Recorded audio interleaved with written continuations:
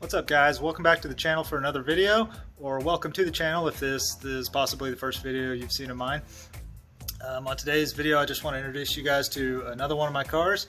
My previous videos up to this point have been about my 1991 Nissan 240SX, but in this video I wanted to share another one of my cars with you and just kind of give you a walk around. So this one is going to be about my 1991, also 91, Toyota MR2 Turbo. And that's it back there. So let me flip the camera around and give you a walk around.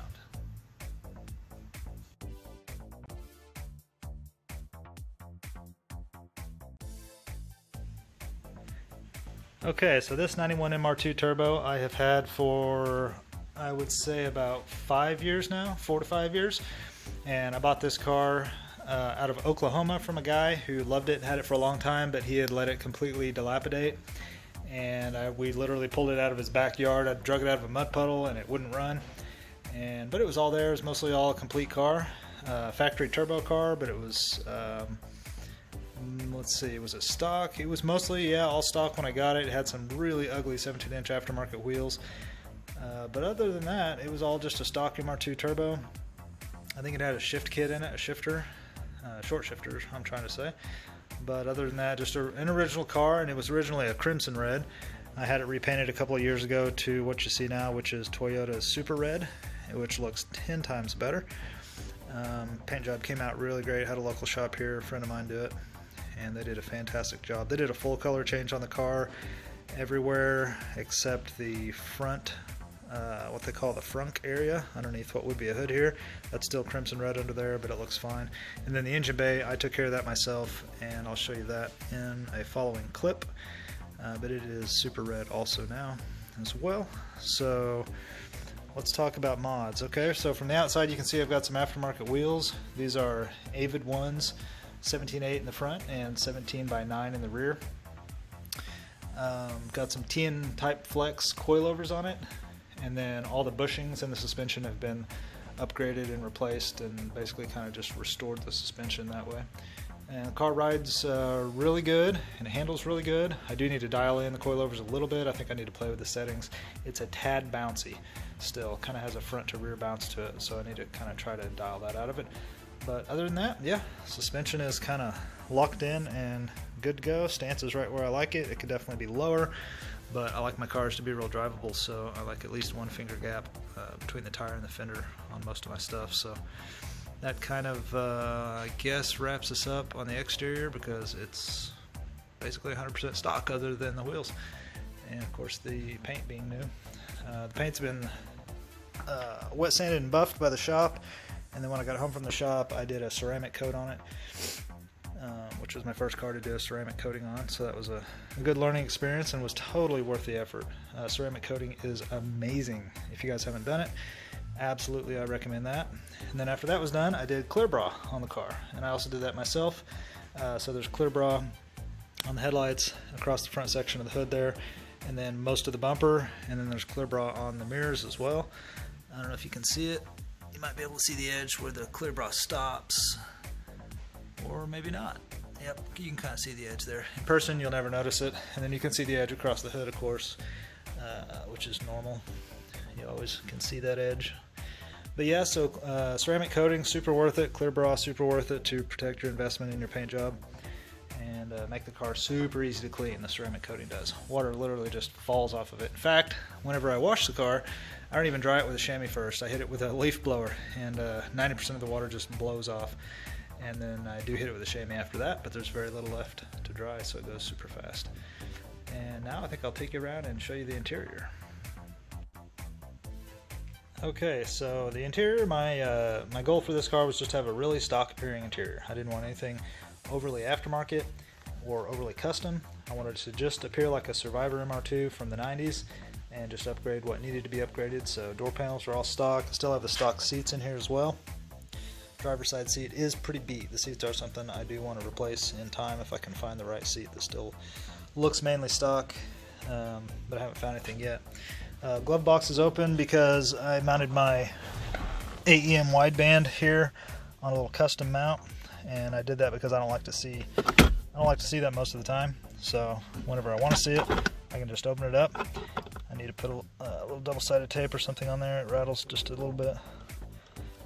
But this way I can see my wideband readings when I want to, and not see them when I don't want to. So that covers that. I got an aftermarket Pioneer radio, which has been kind of a big disaster. The audio in this car just sucks, so I got to redo that.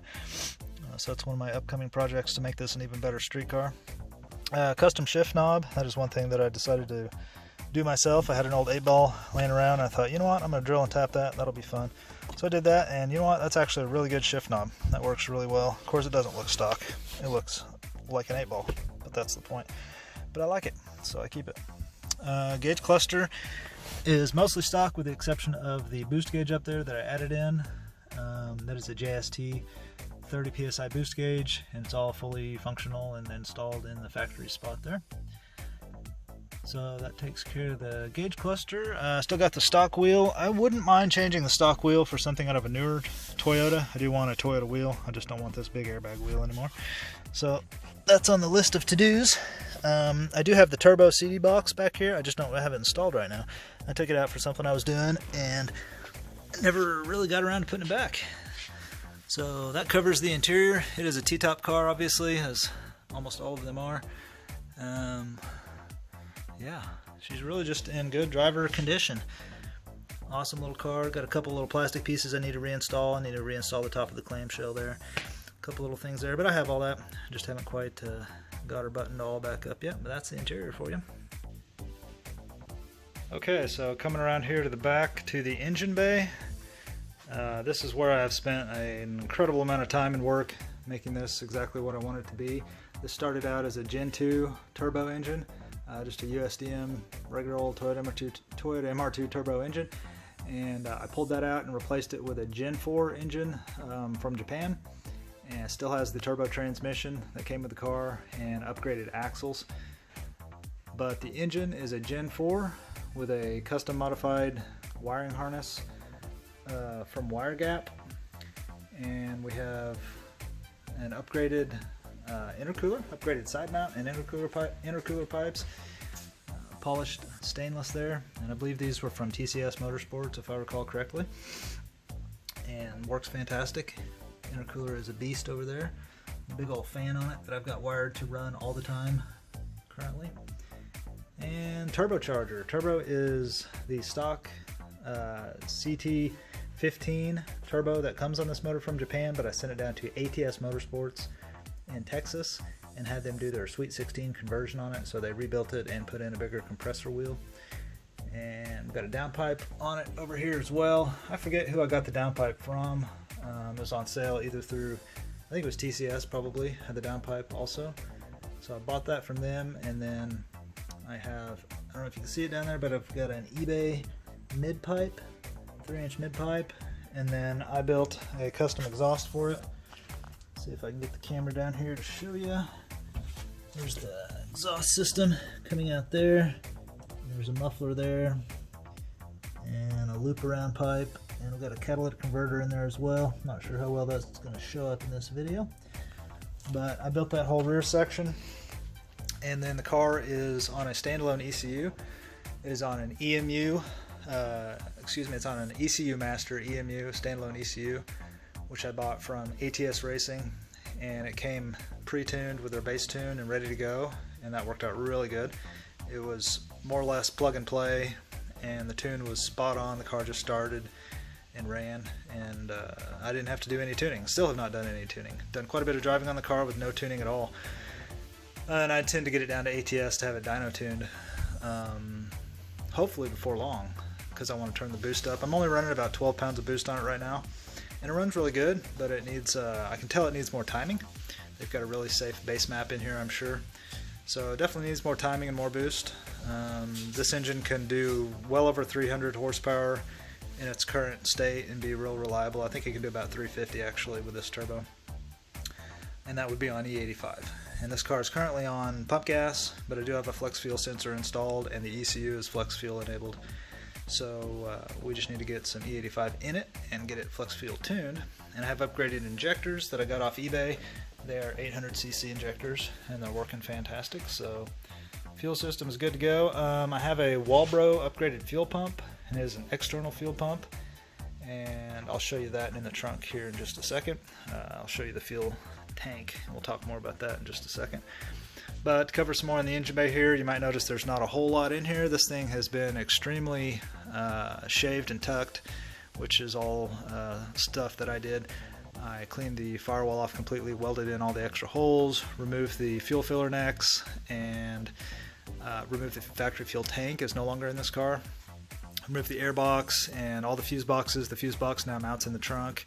Basically removed everything that didn't absolutely have to be here, and then welded all the holes closed that I could, and cleaned it all up, sanded it, painted it. So there's really nothing in here that doesn't just absolutely need to be here. If you've ever looked at an engine bay much, I'm sure you'll recognize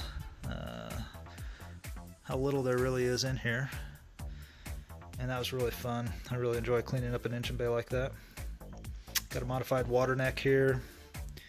That took out some stuff. Modified the coolant pipes here to make the heater circuit work. The heater circuit now goes down here through these silicone tubes or hoses and back up here. And of course I repainted everything. Repainted the valve cover, the intake manifold, the throttle body. Really did a restoration on the engine while it was out of the car, and the transmission as well. It's all been cleaned and painted. It's a little dirty now because water likes to run in here through the engine lid, but that'll power wash off and be nice and clean. Yeah, so I think that pretty much covers everything. Got an ACT heavy duty clutch in there. It drives real nice. So we got the upgraded clutch. The engine is all stock internally, so stock rods and pistons and cams.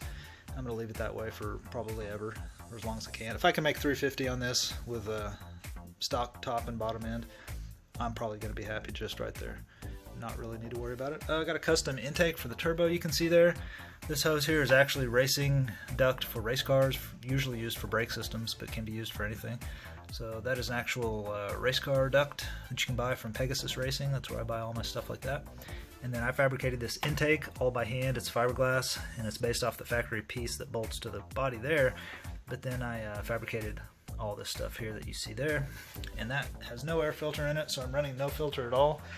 And that duct is fed right through the factory side intake here. So direct intake right from there to the turbo.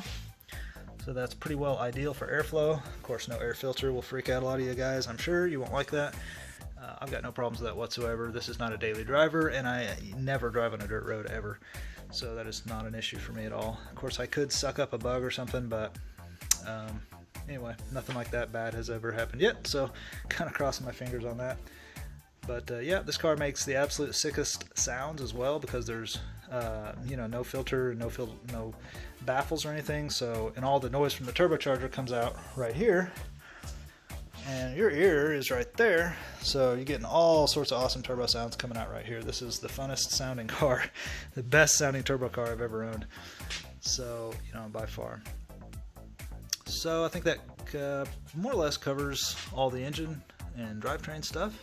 So let me open up the trunk and I'll show you that.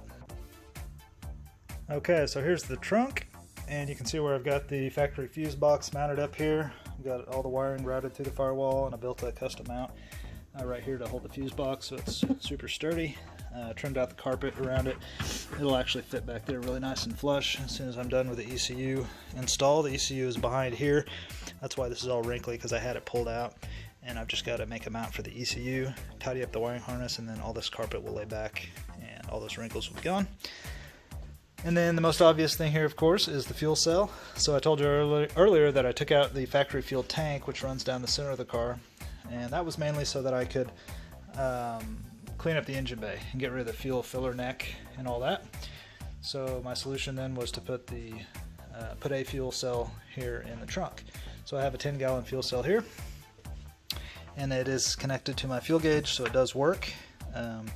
Interestingly and kind of funny, it works backwards from the factory fuel sender from Toyota. So whenever I have a full tank, my gauge shows empty. Whenever I have an empty tank, my gauge shows full. It's kind of funny, but I haven't figured out a way around that yet. But at least I do have a functional fuel gauge, as long as I remember the direction that it's working. And this is just the vent here for gas fumes to come out, and it runs down to the outside of the car with a little filter on it. So like I said, this is a 10-gallon tank. This is actually too small. 10 gallons is not really enough. 12, 14 would be really much better. And I'm not super happy with having the tank in the rear because I feel like the car is already pretty rear heavy, and having all that fuel out here, hanging out of over the back tires, even beyond the back tires, I think it's making it even more rear heavy. I mean, it obviously is, but I think I'm noticing it in the way the car drives. So one of the future projects for this car is probably going to be to remove all this and actually build a custom fuel cell and put it in the front of the car, up front in the front trunk, or the frunk as people call it. So that may be a project coming up for the car in the future. I think to do that I'll probably have to have a custom made fuel cell. I'm not sure if there's anything made just off the shelf that'll fit in that spot, but that's something coming up. And then so the fuel lines for this fuel cell run out the bottom. You can see where I've cut a hole in the bottom down there, and there's a outlet and an inlet, so the fuel feed and the fuel return are right down there underneath the car. Let's see if I can get the camera down there. Yeah, sort of, kind of. Well, better than that. At least I can show you the fuel pump right there. That's a Walbro external, and custom fuel lines going back and forth, and there's a filter under there as well. So that covers the fuel system. It's definitely got enough fuel for all the power that this engine can handle. Probably got enough fuel for, shoot, I don't honestly even know, 500, 600 maybe on E85, I would imagine, at least probably 500. But like I said, I just want about 350 to the tires, and we'll probably leave the car alone at that level, at least for a while. Yeah, so that pretty much catches you guys up on my little MR2 project here. It has been a ton of fun. I have restored everything on it. All this has been repainted. All these have been taken off and repainted. Most all the trim has been repainted by the body shop. They painted this. Yeah, so that pretty much, I think, covers everything noteworthy on the MR2 project. If you guys enjoy this car or my videos, please just give me a thumbs up. Give me a comment below. Let me know what you guys want to see. Subscribe to the channel if you want to see more on the MR2 or any of my other cars. I have quite a few cars, and I've done a lot of work to them and have a lot of plans to do more in the future. So if you enjoy this video, I appreciate that. And thanks guys for watching, and I will catch you on the next one.